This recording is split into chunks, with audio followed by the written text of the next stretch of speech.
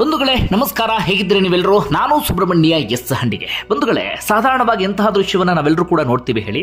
ಪೊಲೀಸರಿಗೆ ಹೆದರಿ ಈ ಕಳ್ಳರು, ಮೋಸಗಾರರು, ವಂಚಕರು, ದರೋಡೆಕೋರರು ಎಸ್ಕೇಪ್ ಆಗುವಂಥ ದೃಶ್ಯವನ್ನ. ಆದರೆ ಇಲ್ಲಿ ಮಾತ್ರ ಅದು ಉಲ್ಟಾ ಆಗಿದೆ. ಸ್ವತಃ ಪೊಲೀಸ್ ಅಧಿಕಾರಿಯೇ ಓಡಿ ಹೋಗಿದ್ದಾರೆ ಹೆದರಿ, ಜೊತೆಗೆ ಅಡಗಿ ಕುಳಿತುಕೊಂಡಿದ್ದಾರೆ. ಯಾರಿಗೆ ಹೆದರಿದ್ದು ಅಂದ್ರೆ ಲೋಕಾಯುಕ್ತ ಅಧಿಕಾರಿಗಳಿಗೆ. ಯಾಕೆ ಹೆದರಿದ್ರು ಅಂದ್ರೆ ಪೊಲೀಸ್ ಅಧಿಕಾರಿಯಾಗಿದ್ದುಕೊಂಡು ಅಥವಾ ಪೊಲೀಸ್ ಯೂನಿಫಾರ್ಮ್ ಅನ್ನ ತೊಟ್ಟು ಕಳ್ಳತನ, ಮೋಸ, ವಂಚನೆ ಇದೆಲ್ಲವನ್ನ ಮಾಡಿದ್ರು ಎನ್ನುವಂತ ಗಂಭೀರ ಆರೋಪ ಕೇಳಿ ಬಂದಿದೆ. ದುರಂತ ಅಂದ್ರೆ ಇಂಥವರ ನಡುವೆ ನಾವೆಲ್ಲರೂ ಕೂಡ ಬದುಕ್ತಾ ಇದ್ದೀವಿ. ಇಂಥವರನ್ನ ಸ್ಟೇಷನ್ ಅಲ್ಲಿ ಇಟ್ಕೊಂಡು ನಾವು ನಮಗೆ ನ್ಯಾಯ ಸಿಗುತ್ತೆ ಎನ್ನುವಂತ ಭರವಸೆಯಲ್ಲಿ ಇರ್ತೀವಿ. ಇಂಥವರಿದ್ರೆ ನಮ್ಮೆಲ್ಲರಿಗೂ ನ್ಯಾಯ ಸಿಗೋದಿಕ್ಕೆ ಸಾಧ್ಯವ? ಬಂಧುಗಳೇ, ಮತ್ತೊಂದು ಪೊಲೀಸ್ ಇಲಾಖೆಯಲ್ಲಿನ ಬಹುದೊಡ್ಡ ಹುಳುಕು ಇದೀಗ ಬಟಾಬಯಲಾಗಿದೆ. ಅದರ ವಿವರವನ್ನು ನಿಮ್ಮ ಮುಂದೆ ಇಡ್ತಾ ಹೋಗ್ತೀನಿ. ಅದಕ್ಕೂ ಮುನ್ನ ಮತ್ತೊಂದು ಇಂಟ್ರೆಸ್ಟಿಂಗ್ ಸಂಗತಿಯನ್ನು ಇಲ್ಲಿ ಪ್ರಸ್ತಾಪ ಮಾಡಬೇಕು. ಈ ರೀತಿಯಾಗಿ ಹೆದರಿ ಓಡಿ ಹೋಗಿರುವಂತಹ ಈ ಪೊಲೀಸ್ ಅಧಿಕಾರಿ ಮುಖ್ಯಮಂತ್ರಿಗಳ ಚಿನ್ನದ ಪದಕಕ್ಕೆ ಭಾಜನರಾಗಿದ್ರು. ಓಡಿ ಹೋಗಿರಲಿಲ್ಲ ಅಂತಾಗಿದ್ರೆ ನಿನ್ನೆ ಸ್ವತಃ ಸಿಎಂ ಕೈಯಾರೆ ಪದಕವನ್ನ ಸ್ವೀಕರಿಸುವವರಿದ್ದರು. ಯಾವ ಕಾರಣಕ್ಕಾಗಿ ಚಿನ್ನದ ಪದಕವನ್ನ ಕೊಡ್ತಾರೆ ಹೇಳಿ? ಕಾರ್ಯದಕ್ಷತೆ, ಅದ್ಭುತವಾದಂಥ ಕೆಲಸ, ಶೌರ್ಯ ಇದೆಲ್ಲವನ್ನು ಪ್ರದರ್ಶಿಸಿದ್ರು ಎನ್ನುವ ಕಾರಣಕ್ಕಾಗಿ ಚಿನ್ನದ ಪದಕವನ್ನ ಕೊಡ್ತಾರೆ.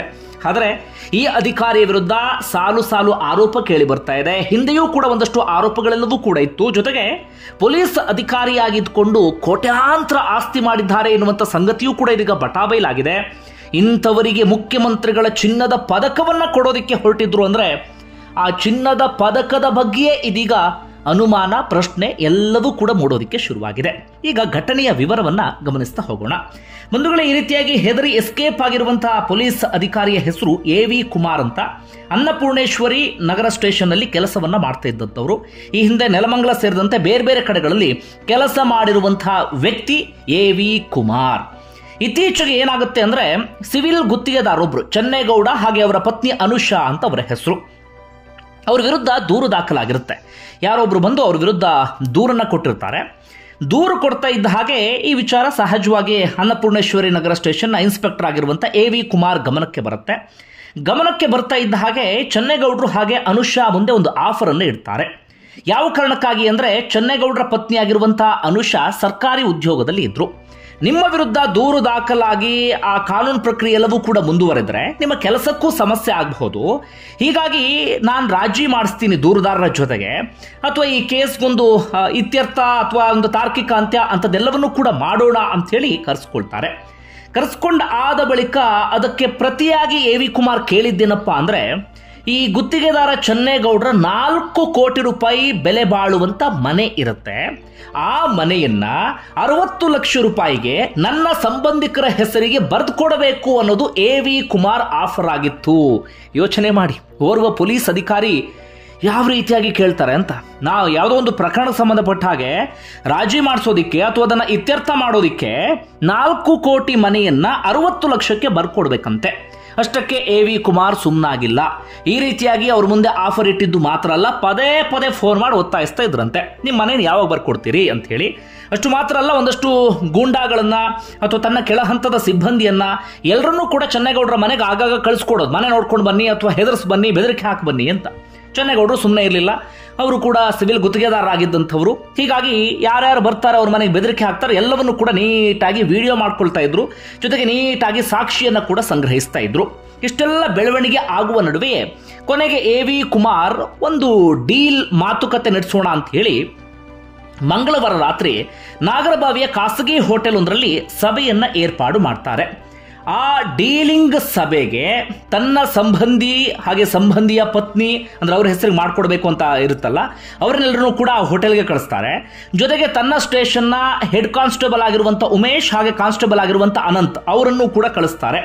ಮಾತುಕತೆ ಮಾಡಿಕೊಂಡು ಬನ್ನಿ ಎನ್ನುವ ರೀತಿಯಲ್ಲಿ. ಇತ್ತ ಚನ್ನೇಗೌಡರು ಏನು ಮಾಡಿದ್ರು ಅಂದ್ರೆ ಎಲ್ಲ ಸಾಕ್ಷಿಯನ್ನ ಕೂಡ ಸಂಗ್ರಹಿಸಿ ನೀಟಾಗಿ ಲೋಕಾಯುಕ್ತ ಪೊಲೀಸರಿಗೆ ಒಂದು ದೂರನ್ನು ಕೊಟ್ಟಿದ್ರು. ನೋಡಿ ಸ್ವಾಮಿ, ಈ ರೀತಿಯಾಗಿ ಪೊಲೀಸ್ ಅಧಿಕಾರಿ ನಮಗೆ ಧಮಕಿ ಹಾಕ್ತಿದ್ದಾರೆ, 4 ಕೋಟಿ ಮನೆಯನ್ನ 60 ಲಕ್ಷಕ್ಕೆ ಬರ್ಕೊಡ್ಬೇಕು ಅವ್ರ ಸಂಬಂಧಿಗೆ ಅಂತ ಒತ್ತಾಯಿಸ್ತಿದ್ದಾರೆ ಅಂತ. ಇಷ್ಟೆಲ್ಲ ಈ ಡೀಲ್ ನಡೆಯುತ್ತೆ ಎನ್ನುವಂಥ ವಿಚಾರ ಗೊತ್ತಾಗ್ತಾ ಇದ್ದ ಹಾಗೆ ಲೋಕಾಯುಕ್ತ ಪೊಲೀಸರು ಏನು ಮಾಡ್ತಾರೆ, ಸೇಮ್ ಟೈಮ್ನಲ್ಲಿ ಅತ್ತ ಕುಮಾರ್ ಮನೆ ಮೇಲೂ ಕೂಡ ರೇಡ್ ಮಾಡ್ತಾರೆ, ಇತ್ತ ಹೋಟೆಲ್ಗೂ ಕೂಡ ಎಂಟ್ರಿ ಕೊಟ್ಟು ಬಿಡ್ತಾರೆ. ಕುಮಾರ್ಗೆ ಇನ್ನೇನು ಲೋಕಾಯುಕ್ತ ಅಧಿಕಾರಿಗಳು ಬರ್ತಿದ್ದಾರೆ ಅನ್ನೋಕ್ಕೆ ಸ್ವಲ್ಪ ಮುಂಚೆ ಮಾಹಿತಿ ಸಿಗುತ್ತೆ. ಪೊಲೀಸ್ ಅಧಿಕಾರಿ ಎಲ್ಲಿಂದಲೋ ಮಾಹಿತಿಯನ್ನು ತರಿಸ್ಕೊಂಡಿದ್ದಾರೆ. ಮಾಹಿತಿ ಸಿಗ್ತಾ ಇದ್ದ ಹಾಗೆ ತನ್ನ ಜೀಪು ಎಲ್ಲವನ್ನೂ ಕೂಡ ಬಿಟ್ಟು ಮನೆಯಿಂದಲೂ ಎಸ್ಕೇಪ್. ಇತ್ತ ಹೋಟೆಲ್ನಲ್ಲೂ ಕೂಡ ಕುಮಾರ್ ಕಾಣಿಸಿಕೊಂಡಿಲ್ಲ. ಬಂಧನದ ಭೀತಿಯಿಂದ ಎಸ್ಕೇಪ್ ಆಗಿಬಿಟ್ಟಿದ್ದಾರೆ. ಇತ್ತ ಹೋಟೆಲ್ನಲ್ಲಿ ಹೆಡ್ ಕಾನ್ಸ್ಟೇಬಲ್ ಆಗಿರುವಂಥ ಉಮೇಶ್, ಅನಂತು ಅವರೆಲ್ಲರೂ ಕೂಡ ಲೋಕಾಯುಕ್ತ ಅಧಿಕಾರಿಗಳಿಗೆ ಸಿಕ್ಕಿದ್ರು. ಈ ಉಮೇಶ್, ಅನಂತು ಇವರು ಕೂಡ ಈ ಭ್ರಷ್ಟಾಚಾರದಲ್ಲಿ ಭಾಗಿಯಾಗ್ತಾ ಇದ್ರ ಅಥವಾ ತನ್ನ ಮೇಲಾಧಿಕಾರಿ ಹೇಳಿದ್ರು ಅದನ್ನು ನಾವು ಕೇಳಲೇಬೇಕು ಎನ್ನುವಂಥ ಒತ್ತಾಯಕ್ಕೆ ಬಂದರೂ ಗೊತ್ತಿಲ್ಲ. ತುಂಬ ಸಂದರ್ಭದಲ್ಲಿ ಏನಾಗ್ಬಿಡುತ್ತೆ ಅಂದರೆ, ಈ ಕೆಳಹಂತದ ಸಿಬ್ಬಂದಿ ಇರ್ತಾರಲ್ಲ ಒಮ್ಮೊಮ್ಮೆ ಇಂಥ ಅನಿವಾರ್ಯ ಪರಿಸ್ಥಿತಿಯನ್ನು ಎದುರಿಸಬೇಕಾಗತ್ತೆ. ಅದರಲ್ಲಿ ಎಲ್ಲರೂ ಭ್ರಷ್ಟರು, ಎಲ್ಲರೂ ದುಡ್ಡು ಮಾಡುವಂಥ ಮನಸ್ಥಿತಿಯಲ್ಲಿ ಇರ್ತಾರಂತಲ್ಲ. ಒಬ್ಬರೊಬ್ಬರು ಪ್ರಾಮಾಣಿಕವಾಗಿ ಕೆಲಸ ಮಾಡಬೇಕು, ನಾನು ಜನರಿಗೆ ಏನಾದರೂ ಮಾಡಬೇಕು ಎನ್ನುವಂಥ ಮನಸ್ಥಿತಿಯಲ್ಲಿ ಇರ್ತಾರೆ. ಆದರೆ ಅವರ ಮೇಲಾಧಿಕಾರಿಗಳು ಅದಕ್ಕೆ ಅವಕಾಶವನ್ನು ಮಾಡಿಕೊಡೋದಿಲ್ಲ. ಇನ್ನು ಬೇರೆ ಬೇರೆ ಸಂದರ್ಭದಲ್ಲಿ ಏನಾಗ್ಬಿಡುತ್ತೆ, ಮೇಲಾಧಿಕಾರಿಗಳು ಇಂಥ ಕೆಲಸವನ್ನು ಮಾಡಿಸಿ ಪ್ರಾಮಾಣಿಕರಾಗಿದ್ದರೂ ಕೂಡ ಭ್ರಷ್ಟರನ್ನಾಗಿ ಮಾಡಿಬಿಡ್ತಾರೆ ಅಥವಾ ಆ ರುಚಿಯನ್ನು ತೋರಿಸ್ಬಿಡ್ತಾರೆ. ಇವರು ಅಂಥದ್ದೆಲ್ಲವನ್ನು ಕೂಡ ಶುರು ಮಾಡ್ಕೊಂಡ್ಬಿಡ್ತಾರೆ. ಇವರಿಬ್ಬರ ವಿಚಾರದಲ್ಲಿ ಏನು ಎತ್ತ ಗೊತ್ತಿಲ್ಲ. ಇವರಿಬ್ಬರ ಹಿನ್ನೆಲೆ ಇನ್ನಷ್ಟು ಗೊತ್ತಾಗಬೇಕಿದೆ. ಒಟ್ಟಾರೆಗೆ ಲೋಕಾಯುಕ್ತ ಅಧಿಕಾರಿಗಳು 5 ಜನರನ್ನು ತಮ್ಮ ವಶಕ್ಕೆ ತೆಗೆದುಕೊಂಡಿದ್ದಾರೆ. ವಿಚಾರಣೆ ಎಲ್ಲವನ್ನೂ ಕೂಡ ನಡೆಸ್ತಾ ಇದ್ದಾರೆ. ಈಗ ಈ ಎ.ವಿ. ಕುಮಾರ್ಗೆ ಸಂಬಂಧಪಟ್ಟ ಒಂದಷ್ಟು ವಿಚಾರಗಳೆಲ್ಲವೂ ಕೂಡ ಹೊರಗಡೆ ಬರ್ತಾ ಇದೆ. ಅದೇನಪ್ಪ ಅಂದ್ರೆ, ಎ.ವಿ. ಕುಮಾರ್ ಸಾಕಷ್ಟು ವರ್ಷಗಳಿಂದ ಬೇರೆ ಬೇರೆ ಸ್ಟೇಷನ್ ಅಲ್ಲಿ ಇದ್ದ ಸಂದರ್ಭದಲ್ಲೂ ಕೂಡ ರಿಯಲ್ ಎಸ್ಟೇಟ್ ವ್ಯವಹಾರವನ್ನ ನಡೆಸ್ತಾ ಇದ್ರಂತೆ, ಪೊಲೀಸ್ ಯೂನಿಫಾರ್ಮ್ ಅನ್ನ ಹಾಕೊಂಡು. ಹೇಗೆ ಅಂದ್ರೆ, ನಮ್ಮ ಬೆಂಗಳೂರಿನಲ್ಲಿ ಅತಿ ಹೆಚ್ಚು ಸಮಸ್ಯೆ ಆಗೋದು ಈ ರಿಯಲ್ ಎಸ್ಟೇಟ್ಗೆ ಸಂಬಂಧಪಟ್ಟ ಹಾಗೆ. ಆಗಾಗ ಕಿತ್ತಾಟ, ಜಗಳ, ವ್ಯಾಜ್ಯ ಇದೆಲ್ಲವೂ ಕೂಡ ಬರ್ತಾನೆ ಇರುತ್ತೆ. ಉದಾಹರಣೆಗೆ ನನಗೆ ಈ ರಿಯಲ್ ಎಸ್ಟೇಟ್ ವಿಚಾರದಲ್ಲಿ ಯಾವುದೋ ಒಂದು ವ್ಯಾಜ್ಯ ಉಂಟಾಯಿತು ಅಥವಾ ಜಗಳ ಉಂಟಾಯಿತು ಅಂತ ಹೇಳಿ ನಾನು ಏನು ಮಾಡ್ತೀನಿ, ಸ್ಟೇಷನ್ಗೆ ಹೋಗಿ ಕಂಪ್ಲೇಂಟ್ ಕೊಡ್ತೀನಿ. ಕಂಪ್ಲೇಂಟ್ ಕೊಡ್ತಾ ಇದ್ದ ಹಾಗೆ ಈ ವಿ ಕುಮಾರ್ ಏನು ಮಾಡ್ತಾರೆ ಅಂದರೆ, ತಾನು ಅದರಲ್ಲಿ ಎಂಟ್ರಿ ಕೊಟ್ಟು ಬಿಡ್ತಾರೆ ಅಥವಾ ಮೂಗು ತೂರಿಸಿ ಬಿಡ್ತಾರೆ. ಅವರಿಬ್ಬರನ್ನ ರಾಜಿ ಮಾಡಿಸೋದು ಅಥವಾ ಇನ್ನೊಂದೇನೋ ಮಾಡೋದು ಅಥವಾ ಅವರಿಬ್ಬರಿಗೆ ಆಮೇಲೆ ಹೆದರ್ಸೋಕೆ ಶುರು ಮಾಡೋದು, ಏನೋ ಮಾಡೋದು. ಯಾವ ಜಮೀನು ವ್ಯಾಜ್ಯ ಅಂತ ಬಂದಿರ್ತಾರೋ ಅದೇ ಜಮೀನನ್ನು ತನ್ನ ಸಂಬಂಧಿಕರ ಹೆಸರಿಗೆ ಬರೆಸಿಕೊಳ್ಳೋದು, ಇಂಥದ್ದನ್ನು ನಿರಂತರವಾಗಿ ಮಾಡಿಕೊಂಡು ಬಂದಿದ್ರಂತೆ. ಈಗ ಸಿಕ್ಕಿರುವಂತಹ ಲೆಕ್ಕದ ಪ್ರಕಾರವಾಗಿ ಎ.ವಿ. ಕುಮಾರ್ ಕುಟುಂಬಸ್ಥರು ಅಥವಾ ಅವರ ಸಂಬಂಧಿಕರ ಹೆಸರಲ್ಲಿ 18 ನಿವೇಶನ, ಒಂದು ಸೈಟ್ ತಗೊಳ್ಳೋದು ಕಷ್ಟ ಅಂಥದ್ರಲ್ಲಿ ಪೊಲೀಸ್ ಅಧಿಕಾರಿಯಾಗಿ 18 ನಿವೇಶನ, ನೆಲಮಂಗಲ ಬಳಿ ಬಂಗಲೆ, ತೋಟದ ಮನೆ, 30 ಎಕರೆ ಕೃಷಿ ಜಮೀನನ್ನ ಹೊಂದಿದ್ದಾರಂತೆ.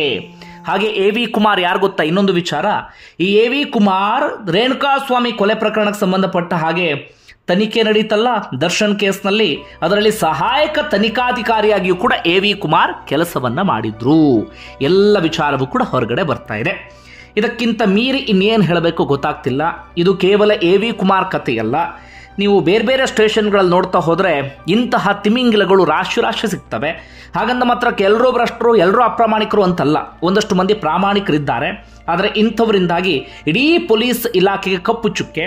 ಸರಿಯಾದ ರೀತಿಯಲ್ಲಿ ಕ್ರಮ ತೆಗೆದುಕೊಳ್ಬೇಕಾಗತ್ತೆ. ನಮ್ಮ ಗೃಹ ಸಚಿವರನ್ನೇ ಪ್ರತಿಕ್ರಿಯೆ ಕೊಟ್ಟರು, ನೋಡೋಣ ಕ್ರಮ ತಗೊಳ್ತೀವಿ ಎನ್ನುವಂಥ ಮಾತನ್ನು ಹೇಳಿದರು. ಹೀಗೆ ನೋಡೋಣ ಅಂತಿದ್ರೆ ನಮ್ಮ ವ್ಯವಸ್ಥೆ ಎಲ್ಲಿಗೆ ಹೋಗಿ ತಲುಪುತ್ತೋ ಗೊತ್ತಿಲ್ಲ. ಹಾಗಂದ ಮಾತ್ರ ಕೆ.ವಿ. ಕುಮಾರ್ ವಿರುದ್ಧ ಕ್ರಮ ಆಗುತ್ತೆ ಅಂತ ಅನ್ಕೊಂಡಿದ್ದೀರಾ? ಇಲ್ಲ. ಏನಾಗುತ್ತೆ, ಸ್ವಲ್ಪ ದಿನಗಳ ಕಾಲ ಸಸ್ಪೆಂಡ್ ಆಗ್ತಾರೆ. ಅದಾದ ಬಳಿಕ ಮತ್ತೊಮ್ಮೆ ಯಾವುದೋ ಒಂದು ಸ್ಟೇಷನ್ಗೆ ಹೋಗಿ ಮತ್ತದೇ ಕೆಲಸವನ್ನ ರಿಪೀಟ್ ಮಾಡ್ತಾರೆ. ಇಂಥದ್ದು ನಮ್ಮಲ್ಲಿ ಸಾಕಷ್ಟು ಆಗ್ಬಿಟ್ಟಿದೆ. ಇದಕ್ಕೇನಾದರೂ ಒಂದು ಕಾನೂನು ತರಲೇಬೇಕು. ಈ ರೀತಿಯಾಗಿ ಮಾಡಿದಾಗ ಕಠಿಣ ಕ್ರಮ ತೆಗೆದುಕೊಳ್ತೀವಿ ಅಂತ ಹೇಳೋದು ಮಾತ್ರ ಅಲ್ಲ, ಕಠಿಣ ಕ್ರಮ ತೆಗೆದುಕೊಳ್ಳುವಂಥ ಕಾನೂನು ತರಬೇಕು. ಇಲ್ಲ ಅಂತಾದರೆ ಈ ಕಳ್ಳರು, ದರೋಡೆಗೋರರು ಅಥವಾ ಮೋಸಗಾರರು, ವಂಚಕರು ಇರ್ತಾರಲ್ಲ, ಅವರಿಂದ ಸುಲಿಗೆ ಆಗೋದಲ್ಲ. ಈ ಕಾನೂನನ್ನು ಕಾಪಾಡ್ತೀವಿ ಅಂತ ಹೇಳಿ ಯೂನಿಫಾರ್ಮನ್ನು ಹಾಕೊಂಡು ಕೂತಿರ್ತಾರಲ್ಲ, ಇಂಥವರಿಂದಲೇ ಜನರಿಗೆ ನಿಜವಾಗ್ಲೂ ಸಮಸ್ಯೆ ಆಗ್ತಿರೋ ಅಥವಾ ಇಂಥವರಿಂದಲೇ ಅತಿ ಹೆಚ್ಚು ಸುಲಿಗೆ ನಡೀತಾ ಇರೋದು. ಬಂಧುಗಳೇ, ಏನನ್ಸುತ್ತೆ ಕಮೆಂಟ್ ಬಾಕ್ಸಲ್ಲಿ ಮೆನ್ಷನ್ ಮಾಡಿ. ಧನ್ಯವಾದ ವಿಡಿಯೋ ನೋಡಿದ್ದಕ್ಕಾಗಿ.